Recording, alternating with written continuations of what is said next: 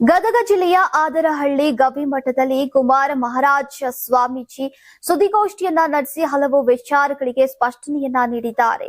ಶಾಸಕರ ಕುರಿತು ತಾವು ಮಾತನಾಡಿರುವುದು ನಿಜವಾದ್ರೂ ಕೂಡ ಇತ್ತೀಚೆಗೆ ನಡೆದಂತಹ ಲೋಕಾಯುಕ್ತ ದಾಳಿಗೂ ತಮ್ಮ ಹೇಳಿಕೆಗೂ ಯಾವುದೇ ಸಂಬಂಧ ಇಲ್ಲ ಅಂತ ಹೇಳಿದ್ದಾರೆ. ನಾನು ಮಾತನಾಡಿದ ಆಧಾರದ ಮೇಲೆ ಟ್ರ್ಯಾಪ್ ಆಗಿದ್ರೆ ಶಾಸಕರು ಹಣ ಯಾಕೆ ಸ್ವೀಕರಿಸಬೇಕು? ಹಣ ತೆಗೆದುಕೊಂಡಿರುವುದು ತಪ್ಪಲ್ಲವೇ ಅಂತ ಪ್ರಶ್ನಿಸಿದ್ದಾರೆ. ಇನ್ನು ತಮ್ಮನ್ನ ಮಠದಿಂದ ಹೊರಹಾಕೋಕೆ 20 ಲಕ್ಷ ರೂಪಾಯಿ ಡಿಮ್ಯಾಂಡ್ ಮಾಡಲಾಗಿದೆ ಅಂತ ಸ್ವಾಮೀಜಿಯವರು ಗಂಭೀರ ಆರೋಪವನ್ನ ಮಾಡಿದ್ದಾರೆ. ಆದರಹಳ್ಳಿ ಗವಿಮಠದಿಂದ ಅವರನ್ನ ದೂರ ಮಾಡುವ ಉದ್ದೇಶದಿಂದ ಸ್ಥಳೀಯ ಹಿರಿಯರ ಜೊತೆ ಮಾತನಾಡಲಾಗಿದೆ ಎಂದಿದ್ದಾರೆ. ಕಳೆದ 1.5 ವರ್ಷಗಳಿಂದ ಶಾಸಕನೊಂದಿಗೆ ವೈಮನಸ್ಸು ಇದೆ. ಒಳ ಮೀಸಲಾತಿ ಹಾಗೂ ತಾಲೂಕಿನ ಬಂಜಾರ ಸಮಾಜದ ಅಧ್ಯಕ್ಷರ ಬದಲಾವಣೆ ವಿಷಯವಾಗಿ ಇಬ್ಬರ ಮಧ್ಯೆ ಭಿನ್ನಾಭಿಪ್ರಾಯ ಉಂಟಾಯಿತು. ಈಗ 6 ತಿಂಗಳ ಹಿಂದೆ ಬಿಜೆಪಿ ಹಾಗೂ ಪಂಚಮಸಾಲಿ ಮುಖಂಡ ಮಂಜುನಾಥ್ ಜೊತೆ ಈ ವಿಷಯವಾಗಿ ಮಾತನಾಡಿದ್ದೇನೆ. ವಾಯ್ಸ್ ನನ್ನದೇ ಅನ್ನುವುದು ಸತ್ಯ ಅಂತ ಸ್ವಾಮೀಜಿ ಒಪ್ಪಿಕೊಂಡಿದ್ದಾರೆ. ಡಾಕ್ಟರ್ ಚಂದ್ರು ಲಮಾನಿ ಅವರ ಮೇಲಿನ ದಾಳಿ ಅಥವಾ ಆಪಾದನೆಗಳಿಗೆ ತಮ್ಮ ಪಾತ್ರ ಇಲ್ಲ ಅಂತ ಸ್ಪಷ್ಟಪಡಿಸಿದ್ರು. ತಮಗೆ ಅವಾಚ್ಯ ಶಬ್ದಗಳಿಂದ ಬಯಲಾಗಿದೆ ಹಾಗೂ ನಿನ್ನೆ ರಾತ್ರಿ 1 ಗಂಟೆ ಸುಮಾರಿಗೆ ಅಪರಿಚಿತರಿಂದ ಫೋನ್ ಕರೆ ಬಂದಿದ್ದು ಭಯದ ವಾತಾವರಣ ನಿರ್ಮಾಣವಾಗಿದೆ ಎಂದಿದ್ದಾರೆ. ಕೆಲವರು ತಮ್ಮ ಲಾಭಕ್ಕಾಗಿ ಸ್ವಾಮೀಜಿಗಳನ್ನ ತೇಜೋವಧೆ ಮಾಡುತ್ತಿದ್ದಾರೆ ಅಂತ ಆರೋಪಿಸಿದ್ರು. ಇನ್ನು ಶಾಸಕನ ವಿರುದ್ಧ ಮಾತನಾಡಿರುವುದು ಇಂದಿನ ವಿಷಯ ಅಲ್ಲ, ಬಹಳ ಹಿಂದಿನಿಂದಲೂ ತಮ್ಮ ಅಸಮಾಧಾನವನ್ನ ವ್ಯಕ್ತಪಡಿಸುತ್ತೇನೆ ಅಂತ ಕುಮಾರ್ ಮಹಾರಾಜ್ ಸ್ವಾಮೀಜಿ ಅವರು ಹೇಳಿದ್ದಾರೆ. ನಮ್ಮ ಮೇಲೆ ಆರೋಪ ಮಾಡಿದ್ದಾರೆ ಮತ್ತು ನಮ್ಮ ಮೇಲೆ ಬಂದಿರತಕ್ಕಂಥ ಒಂದು ವಾಯ್ಸ್ ಕರೆಗೆ ನಾನು ಇವತ್ತು ಉತ್ತರವನ್ನು ಒದಗಿಸ್ತಾ ಇದ್ದೀನಿ. ನಮ್ಮ ಚಂದ್ರು ಲಮಾಣಿ ಡಾಕ್ಟರ್ ಅವರು ಈಗ ಬಂದಿರತಕ್ಕಂಥ ಸಮಸ್ಯೆಗೆ ಮತ್ತು ಈಗ ಬಂದಿರತಕ್ಕಂಥ ಅವ್ರ ಮೇಲೆ ಆಪಾದನೆಗೆ ಅದರಲ್ಲಿ ನಮ್ಮ ಯಾವುದೇ ಪಾತ್ರಗಳಿಲ್ಲ ಅಂತೇಳಿ ಈಗೂ ಹೇಳ್ತೀನಿ, ಮುಂದೆ ಹೇಳ್ತೀನಿ. ಆದ್ರೆ ವಾಯ್ಸ್ ಕರೆ ನಂದೇ ಅದು, ನಾನು ಒಪ್ಕೊತೀನಿ ಅದನ್ನು. ಆ ವಾಯ್ಸ್ ಕರೆ ನಂದೇ ಹೌದು, ಅದನ್ನು ನಾನು ಸಮರ್ಥನೆಯೂ ಮಾಡ್ಕೊತೀನಿ.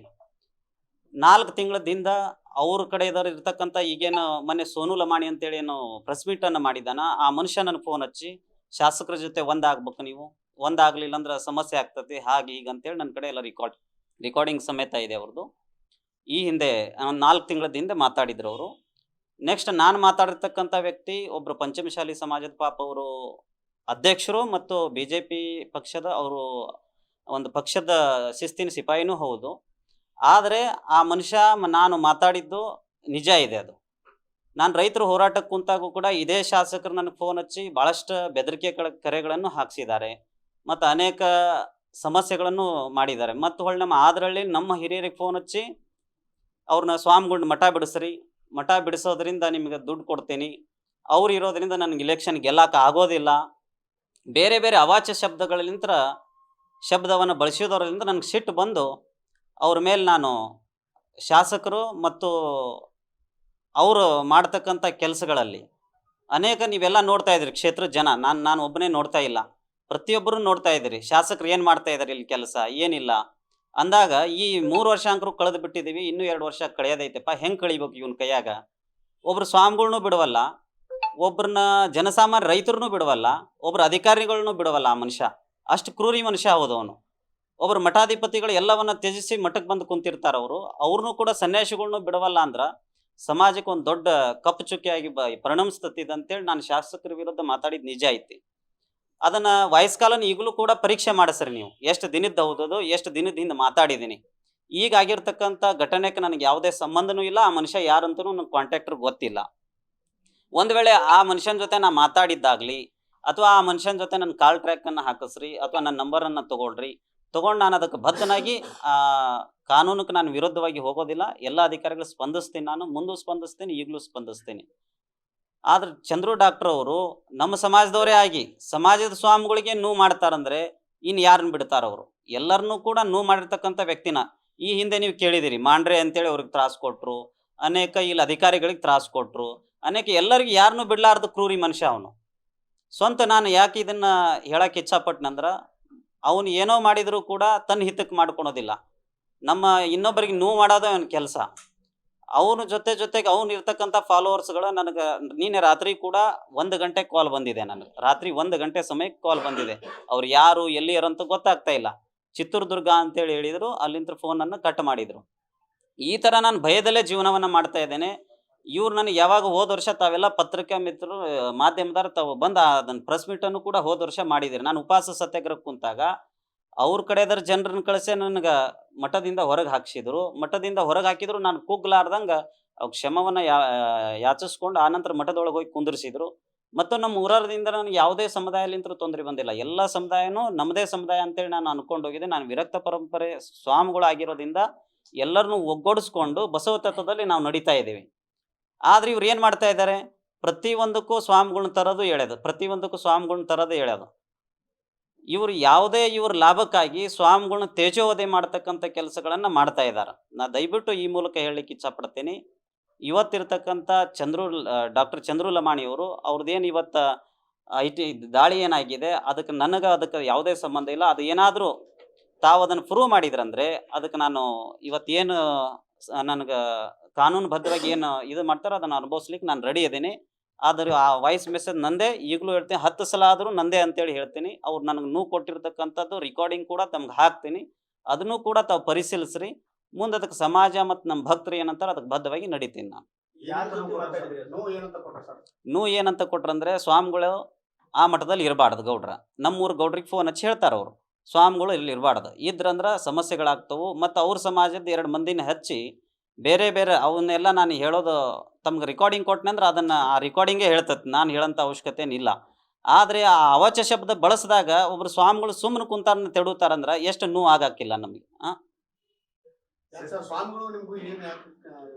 ನಮ್ಮ ಮಧ್ಯೆ ಅವ್ರ ಮಧ್ಯೆ ಯಾವುದೇ ಗಲಾಟೆ ಇಲ್ಲ, ಯಾವುದೂ ಗಲಾಟೆ ಇಲ್ಲ. ಫಸ್ಟ್ ಪ್ರಾರಂಭದಲ್ಲಿ ಇದು ಸೇವಾಲಾಲ್ ಜಯಂತಿ ಪೂರ್ವದಲ್ಲೇ ನಾನು ತಾಲೂಕು ಅಧ್ಯಕ್ಷರನ್ನು, ಇಲ್ಲಿ ಬಂಜಾರ ಸಮಾಜದ ತಾಲೂಕು ಅಧ್ಯಕ್ಷರನ್ನು ಚೇಂಜ್ ಮಾಡಬೇಕು ಅಂತೇಳಿ ನಾನು ಹೇಳಿದ್ದೆ. ಇದು 1ರಿಂದ ಪ್ರಾರಂಭ ಆಯಿತು. ಯಾಕಂದರೆ ಅವ್ರನ್ನ ಯಾಕೆ ಚೇಂಜ್ ಮಾಡ್ಬೇಕಂತೇಳಿ ಫಸ್ಟನೇ ಕೊಟ್ಟಿದ್ದಂದರೆ, 22 ವರ್ಷದಿಂದ ಒಬ್ಬರೇ ಅಧ್ಯಕ್ಷರಿರೋದ್ರಿಂದ ಸಮಾಜ ಉದ್ಧಾರ ಆಗ್ಲಿಕ್ಕೆ ಸಾಧ್ಯ ಇಲ್ಲ. ಸಮಾಜದಲ್ಲಿ ಬದಲಾವಣೆ ಬಯಸ್ಬೇಕಂದಾಗ ಯುವಕರಿಗೆ ತಾವು ಸಪೋರ್ಟನ್ನು ಮಾಡಿರಿ, ಯುವಕರಿಗೆ ತಾವು ಬದಲಾವಣೆ 3 ವರ್ಷಕ್ಕೊಮ್ಮೆ ಪ್ರತಿಯೊಬ್ಬ ಅಧ್ಯಕ್ಷನೂ ಚೇಂಜ್ ಆಗಬೇಕು. ಸಮಾಜಕ್ಕೆ ನೋವು ಬಂದಾಗ ಯಾರೂ ಕೂಡ ಅಧ್ಯಕ್ಷರು ಈ ಶಿರಹಟ್ಟಿ ಮತ್ತು ಲಕ್ಷ್ಮೇಶ್ವರ ಜಿಲ್ಲೆಯಲ್ಲಿ ಬರೋದಿಲ್ಲ ಅಂತೇಳಿ ಈ ಮಾತನ್ನು ಹೇಳಿದಾಗ ಅಲ್ಲಿಂದ ಪ್ರಾರಂಭ ಆಯ್ತಿದ್ದು ಒಂದೇ ಥರ. ಮತ್ತು ಶಾಸಕರಿಗೆ ನಾನು ಹೇಳಿಕ್ಕೆ ಇಚ್ಛಪಡ್ತೀನಿ, ಅವ್ರ ಧರ್ಮದಿಂದ ನಡೆಯಂತಕ್ಕಂಥವ್ರು ಆಗಬೇಕು. ಅಧರ್ಮವನ್ನು ಕೈಗೆ ತೊಗೊಂಡಾಗ ನಾವಾದರೂ ಸುಮ್ಮನೆ ಕೊಡ್ಲಿಕ್ಕೆ ಬರೋದಿಲ್ಲ.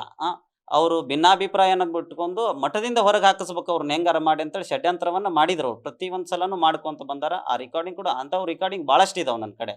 ಆದ್ರೆ ನಿಮ್ಗೆ ಒಂದು ಕೊಡ್ಲಿಕ್ಕೆ ಇಚ್ಛಪಡ್ತೀನಿ ನಾನು, ನೆಕ್ಸ್ಟ್ ಟೈಮ್ ಇನ್ನೊಂದು ಪ್ರತಿಯೊಂದನ್ನು ಕಾನೂನುಬದ್ಧವಾಗಿ ಏನು ಮುಂದುವರಿಬೇಕು. ನಾನು ಈ ರಿಕಾರ್ಡಿಂಗ್ ಸಮೇತ 4 ರಿಕಾರ್ಡಿಂಗ್ ರಿಲೀಸ್ ಆಗಿದ್ದು. ನಾನು 4 ರಿಕಾರ್ಡಿಂಗ್ ರಿಲೀಸ್ ಆದಾಗ ನಾನು ಸ್ವಯಂ SP ಸಾಹೇಬ್ರಿಗೆ ಹೋಗಿ ಭೇಟಿಯಾಗಿದ್ದೀನಿ. ನನ್ನ ಫೋನಿಂದ ಹೋಗ್ಯವೋ ಅಥವಾ ನಮ್ಮ ಮಂಜಣ್ಣರ ಫೋನ್ಲಿಂತ ಹೋಗಿದ್ದವು, ನೋಡ್ರಿ ಇದನ್ನೊಮ್ಮೆ ಅಂತೇಳಿ SP ಸಾಹೇಬ್ರಿಗೆ ಭೇಟಿಯಾಗಿದೆ. SP ಸಾಹೇಬ್ರು ಅಂದರು, ಅಜರ ತಾವು ಈ ಫೋನನ್ನು ನಮ್ಮ ಕಂಪ್ಲೇಂಟನ್ನು ಕೊಡಿ, ಕಂಪ್ಲೇಂಟನ್ನು ಕೊಟ್ಟು ಫೋನನ್ನು ನಮ್ಮ ಹ್ಯಾಂಡ್ ಓವರ್ ಮಾಡಿ ಅದನ್ನು ವಿಚಾರ ಮಾಡ್ತೀವಿ ಅಂದ. ಆಯ್ತು ಸಾಹೇಬ್ರೆ ಅಂತೇಳಿ ಅಂದಾಗ ನನ್ನ ಫೋನನ್ನು ತೊಗೊಳ್ರಿ ಅಂತೇಳಿ ನಾನು ರೆಡಿಯಾಗಿದ್ದೆ. ನಮ್ಮ ಕಮಿಟಿಯವರು ಎಲ್ಲರೂ ಜಾತ್ರೆ ಮತ್ತು ನಮ್ಮ ಕಮಿಟಿ ಒಬ್ಬರು ಅಧ್ಯಕ್ಷರಿಗೆ ಇದು ಸ್ಟ್ರೆಂತನ್ನು ಹಾಕ್ಸೋದಿದ್ರಿಂದ 2 ತಿಂಗಳ ಕಾಲ ಲೇಟ್ ಆಯಿತು. ಲೇಟ್ ಆಗಿದ್ರೆ ಈ ಸಮಸ್ಯೆ ಪ್ರಾರಂಭ ಆಗಿದೆ. ಕಾಂಗ್ರೆಸ್ಸಿಗೆ ಫಸ್ಟ್ ವಿರೋಧ ಮಾಡಿದ್ವಿ, ಆನಂತರ BJPಗೆ ವಿರೋಧ ಮಾಡಿದ್ವಿ ಒಳ ಮೀಸಲಾತಿ ವಿಚಾರವಾಗಿ. ಆನಂತರ ನಮಗೆ ಯಾಕೆ ವಿರೋಧ ಮಾಡಿದ್ರು ಅಂತೇಳಿ ನನ್ನ ವಿರುದ್ಧ ಇವ್ರು ತೊಡೆ ತಟ್ಟಾಗಿ ಪ್ರಾರಂಭ ಮಾಡಿದರು. ಅಲ್ಲಿಂದ ಅವರು ಇರತಕ್ಕಂಥ ಗುಂಡಾವರ್ತನೆಯನ್ನು ಅವ್ರ ಹುಡ್ರನ್ನ ಕಳಿಸೋದು, ಅವ್ರ ಹುಡ್ರನ್ನ ದೌರ್ಜನ್ಯ ಮಾಡಕ್ಕೆ ಹಚ್ಚೋದು, ಇವೆಲ್ಲವನ್ನ ಪ್ರಾರಂಭ ಮಾಡಿಸಿದ್ರು. ನಮ್ಮೂರವರೇ ಅವರು ಈಗ ಅವರು ಕೂಡ ಬರ್ತಾ ಇದ್ದಾರೆ. 10 ಲಕ್ಷ ರೂಪಾಯಿಯನ್ನು ಕೊಡ್ತೀವಿ ನಾವು, ಏನೇನು ಖರ್ಚು ಮಾಡಿದ್ದಾರೆ ಅಂತೇಳಿ 20 ಲಕ್ಷ ನನಗಲ್ಲಿ ಎಲ್ಲರೂ ಹಿರಿಯರು ಕುಂತು 20 ಲಕ್ಷ ಕೊಟ್ಟು ಬಿಡ್ತೀವಿ ಸ್ವಾಮಿಗಳು, ನೀವು ಮಠ ಬಿಟ್ಟು ಹೊರಗೆ ಹೋಗ್ಬೇಕು ಅಂತೇಳಿ ನನಗೆ 2 ದಿನಗಳ ಕಾಲ ಮೀಟಿಂಗ್ ಆಗಿದೆ. ಆ ಮೀಟಿಂಗಲ್ಲಿ ನಮ್ಮ ಅಧಿಕಾರಿಗಳು ಅದಾರ ಮತ್ತು ಒಳ್ಳೆ ಹಿರಿಯರು ಅದಾರ ಮತ್ತು ಅದಕ್ಕೆ ಎಲ್ಲ ಸಮಾಜದ ಹಿರಿಯರು ಕೂಡ ಆ ಮೀಟಿಂಗಲ್ಲಿದ್ದರು. ಅದೇನೋ ಗವಿಸಿದ್ದಪ್ಪನ ಆಶೀರ್ವಾದನೋ ಏನೋ ಗೊತ್ತಿಲ್ಲ, ಸಂತ ಸೇವಾಲಾಲ್ ಮಹಾರಾಜರ ಆಶೀರ್ವಾದನೋ ಗೊತ್ತಿಲ್ಲ. ಊರವರೆಲ್ಲರೂ ಗಟ್ಟಿಯಾಗಿ ನನ್ನ ಜೊತೆ ಮತ್ತೆ ನಮ್ಮ ಅಜ್ಜಾರ ಬೇಕಂತೇಳಿ ಆ ಮಠಕ್ಕೆ ಎಷ್ಟು ಸ್ವಾಮಿಗಳು ಬಂದರೂ ಉಳಿದಿಲ್ಲ, ನಾನು ಒಬ್ಬರೇ ಉಳಿದಿದ್ದಲ್ಲಿ. ಆ ಮಠಕ್ಕೆ ನಾವು ಬಂದ ನಂತರ ಅಭಿವೃದ್ಧಿ ಕೆಲಸಗಳನ್ನು ಮಾಡ್ಕೊಂತ ಬಂದಿದ್ವಿ, ಮುಂದೂ ಕೂಡ ಮಾಡ್ತೀನಿ ನಾನು. ಊರನವರು ಮತ್ತು ಇದನ್ನ ಫಸ್ಟ್ ನನ್ನ ಹತ್ರ ಮಾತಾಡಿದ್ದು ಊರನವರೇ ಕೊಡ್ತೀನಿ ಅಂತೇಳಿ. ಆದ್ರೆ ನಮ್ಮವರಿಗೆ ನಾ ಕೊಡ್ತೀನಿ, ಅವ್ರನ್ನ ಬಿಟ್ಟು ಕಳಿಸ್ರಿ ಅಂತೇಳಿ ಹೇಳಿದ್ದೇ ಶಾಸಕರು. Karnataka TV leader awards 2025 best MLA nomination Kalyana Karnataka.